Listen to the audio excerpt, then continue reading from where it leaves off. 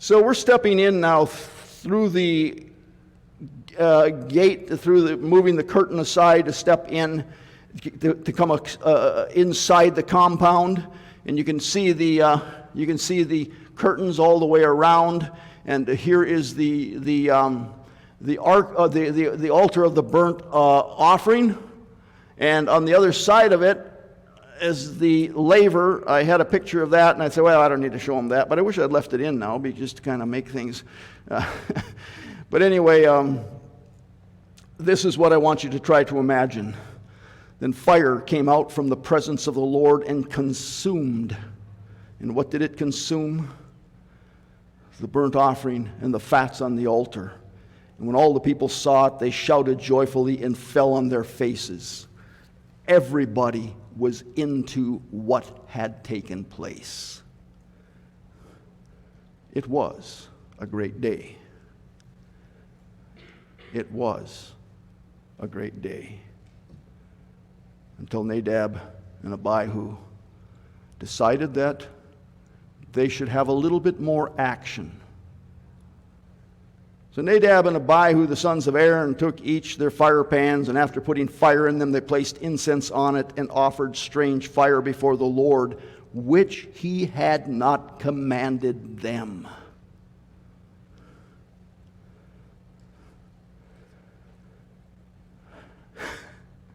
Right away, I make an observation on that. Seek diligently to know God's instructions and obey them precisely. I'm serious about that. You know, we are so loose, not MBF. When I talk about we, I'm talking about American Christianity, or maybe Christianity around the world is so loosey-goosey in how it approaches God and how it treats God's commandments, that it's like, well, God said this, but I think He probably wants, doesn't mind if I do this. In fact, I think I say that next. Do not devise approximations or substitutes for God's commands. For example, how about this one? You shall be holy, for I, the Lord your God, am holy.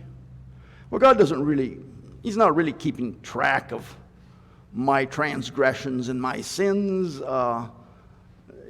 Listen, He desires you to actually reflect His image to the world. And as long as you are abusive, as long as you are posturing yourself, like I think Nadab and Abihu were about to do, posture themselves. Hey, look, Moses and Aaron, they went into the tabernacle, came back out, blessed the people, and fire came out and consumed the altar, consumed the sacrifice. Maybe we should see what happens if we go in.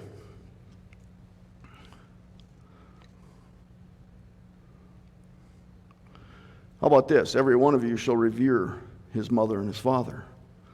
Now, there are different translations on that. Revere. I think revere is probably pretty good. It's the word for fear. Just like you should fear God, you should fear your mother and your father. But I think the reverence, it continues on, so that it doesn't stop once you have left the home. There's still, now of course we don't have the same structure, the same social structure.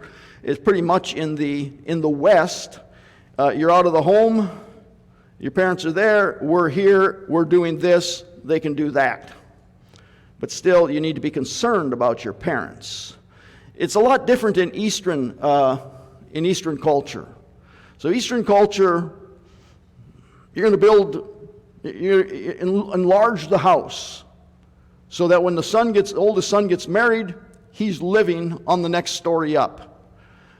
And you can keep enlarging the house as many times as you need to in order to have the whole family together, and the patriarch remains in charge of the whole thing until the patriarch passes, and then the oldest son.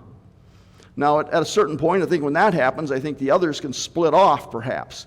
Now, I don't know. I've not been part of a culture like that, but that's one thing that I do remind people of when we travel in Israel, because we travel in Israel and we see all of these Israeli settlements with orange roofs on their houses, and you know that house is complete, it's not going to be enlarged because they are Western in their family social structure.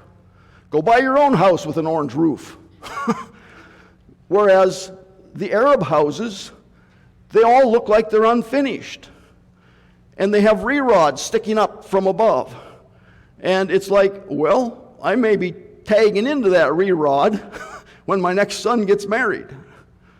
So it's an interesting, it's a peculiar thing. And I know that, I think there's been misinformation about that.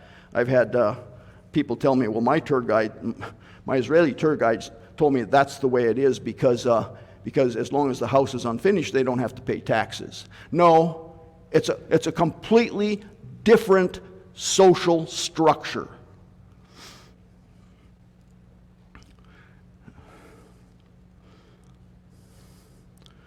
You shall keep my Sabbaths.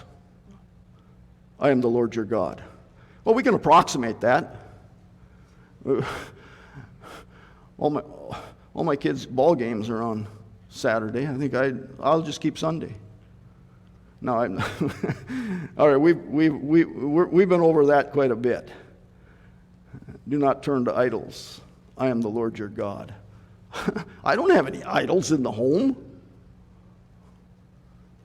Do I have idols in my heart, in my mind? Do I make my choice as opposed to God's choice? Suddenly, he is the servant and I am the God. I think it's possible to worship yourself.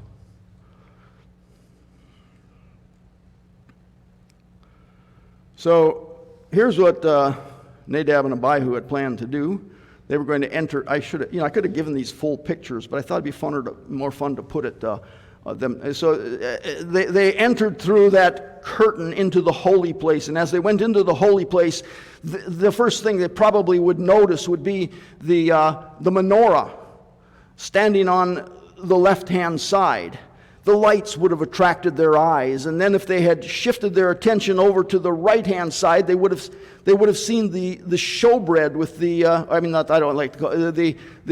table of the presence. So I don't know why it ever got the name showbread, because it's the bread of the presence. What's the bread of the presence? The bread that is set before the presence of God, representing the 12 tribes. And then as they focused toward the center, they would have seen the golden incense altar. And they were taking, I believe, their fire pans with the strange fire and the incense placed on it burn it on that golden altar. I don't know if they ever reached there. I'm not sure they did, because it seems like the people saw the burning. Then the fire went out from the presence of the Lord and consumed them, and they died before the Lord. That was not what they expected. They thought it would be more like this. And the fire went out from the presence of the Lord and consumed the incense, and all the people gave a great shout and fell on their faces.